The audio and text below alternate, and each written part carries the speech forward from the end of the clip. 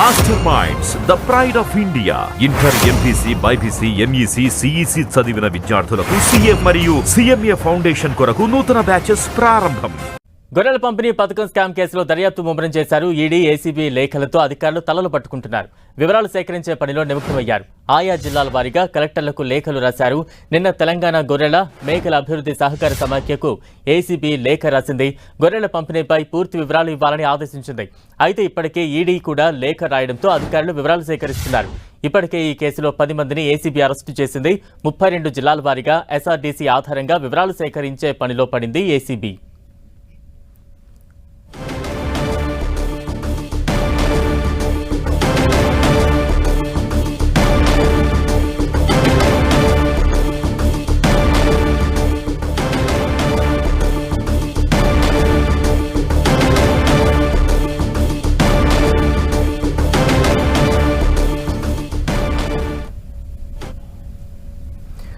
గొర్రెల స్కామ్ కు సంబంధించి ఏసీబీ వివరాలు సేకరిస్తోంది. తాజా అప్డేట్స్ అందించేందుకు మా ప్రతినిధి సునీల్ సిద్ధంగా ఉన్నారు. సునీల్, ప్రభుత్వం ఎంతో ప్రతిష్టాత్మకంగా చేపట్టినటువంటి గొర్రెల స్కీమ్లో పెద్ద ఎత్తున స్కామ్ జరిగినట్లు ఇటీవల పెద్ద ఎత్తున ఫిర్యాదులు రావడంతో ఏసీబీ అధికారులు కేసుని టేకప్ చేయడం జరిగింది. దాదాపు 10 మంది నిందితుల్ని ఇప్పటికే ఏసీబీ అధికారులు అరెస్ట్ చేసి వారందరినీ కూడా జ్యుడిషియల్ రిమాండ్ తరలించారు. ఇందులో మనం చూసాం, మాజీ మంత్రిగా ఉన్నటువంటి తలసాని శ్రీనివాస్ యాదవ్, ఓఎస్డీగా ఉన్నటువంటి కళ్యాణ్తో పాటు గొర్రెల పశుసంవర్ధక శాఖలో పనిచేస్తున్నటువంటి ఎండి రామచంద్ర నాయక్తో పాటు పలువురు పశుసంవర్ధక శాఖలో పనిచేస్తున్నటువంటి అధికారులు సైతము ఏసీబీ అధికారులు అరెస్ట్ చేసి జ్యుడిషియల్ రిమాండ్ తరలించారు. ఇప్పటికీ దాదాపు 700 కోట్ల మేరకు ఈ గొర్రెల స్కీమ్లో పెద్ద ఎత్తున స్కామ్ జరిగినట్లు ఏసీబీ అధికారులు గుర్తించారు.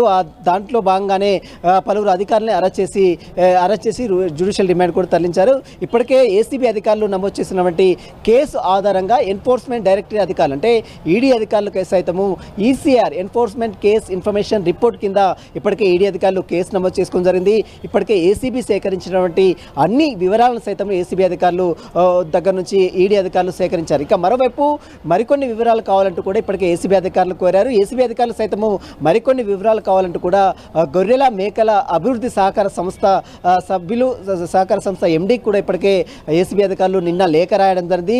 ఆ లేఖతో అటు ఈడీ అధికారులు ఒకవైపు, మరోవైపు ఏసీబీ అధికారులు ఒకవైపు, ఈ ఇద్దరు కూడా లేఖలు రాయడంతో అసలు ఏం జరుగుతుందో అనే వివాదంలో అటు తలలు పట్టుకుంటున్నటువంటి పరిస్థితి మాత్రం కనబడుతుంది. అధికారులు ఇప్పటికే అన్ని జిల్లా కలెక్టర్లకు, దాదాపు 32 జిల్లా కలెక్టర్లకు అసలు ఈ 10 సంవత్సరాల కాలంలో గొర్రెలు ఎక్కడెక్కడ పంపిణీ చేశారు, ఎవరెవరికి లబ్ధి చేకూరింది, అమ్మకదారులు ఎన్ని, కొనుగోలుదారులు ఎక్కడి నుంచి కొనుగోలు చేశారు, ఎక్కడ వీటి ట్రాన్స్పోర్ట్ ఎక్కడి నుంచి అరేంజ్ చేశారు, వీటి అన్నిటికి సంబంధించిన వివరాలు సమర్పించాలంటూ కూడా ఏసీబీ అధికారులు ఇప్పటికే ఈడీ అధికారులు మరోవైపు ఏసీబీ అధికారులు ఇప్పటికే గొర్రెల మేకల సహకార సంస్థ ఎండీకి లేఖ రాయడం జరిగింది. కాబట్టి ఈ లేఖలతో అసలు ఏం జరుగుతుంది, ఎలా వివరాలు ఇవ్వాలనే దానిపై కూడా ఇప్పటికే అధికారులు తలలు పడుకుంటున్న పరిస్థితి కనపడుతుంది.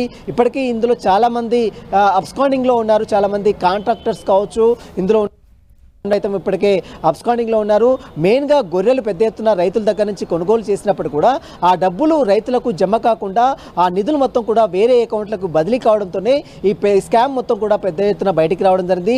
ఈ స్కామ్లో ఇంకా పెద్ద పెద్ద అధికారులు ఉన్నారు, మంత్రులు ఉన్నారు, మాజీ మంత్రులు ఉన్నారు అనే ఆరోపణలు కూడా పెద్ద ఎత్తున వినపడుతున్నాయి. ఇప్పటికే మనం చూసాం, మాజీ మంత్రి తలసాని శ్రీనివాస్ యాదవ్, ఓఎస్డీ కళ్యాణ్తో పాటు అదేవిధంగా గొర్రెల మేకల సహకార సంస్థ సంబంధించిన గత ఎండీ అరెస్ట్ చేసినటువంటి తీరు కూడా మనం చూసాం. మీతో వారు చాలా మంది పశుసంవర్ధక శాఖలో పనిచేస్తున్నటువంటి కొంతమంది డాక్టర్స్, కొంతమంది అధికారులు సైతం ఇప్పటికే దాదాపు 10 మందిని అదుపులో తీసుకొని విచారించారు. కానీ వారు ఓఎస్డీ కళ్యాణ్, ఎవరైతే మాజీ మంత్రి తలసాని శ్రీనివాస ఓఎస్డీ కళ్యాణ్ మాత్రము ఎలాంటి వివరాలు కూడా చెప్పలేదు. దానికి సంబంధించిన దానిపై మరొకసారి వివరాలు సేకరించే పనిలో మాత్రం అటు అధికారులు పడ్డారు. ఇప్పటికే మనం చూసాం, ఏసీబీ అధికారులు, ఈడీ అధికారులు లేఖలు రాశారు. ఆ లేఖకు సంబంధించి మరి ఎలాంటి రిప్లై ఇస్తారు, వీటి వివరాలు సమర్పిస్తారా లేదా, దీని తర్వాత ఎలా ప్రొసీడ్ కావాలనే దానిపై కూడా ఏసీబీ అధికారులు సమాలోచన పడ్డారు. మొత్తం మీద ఏసీబీ అధికారులు మాత్రం ఈ కేసులో మాత్రం కొంత దూకుడైతే పెంచారని చెప్పవచ్చు.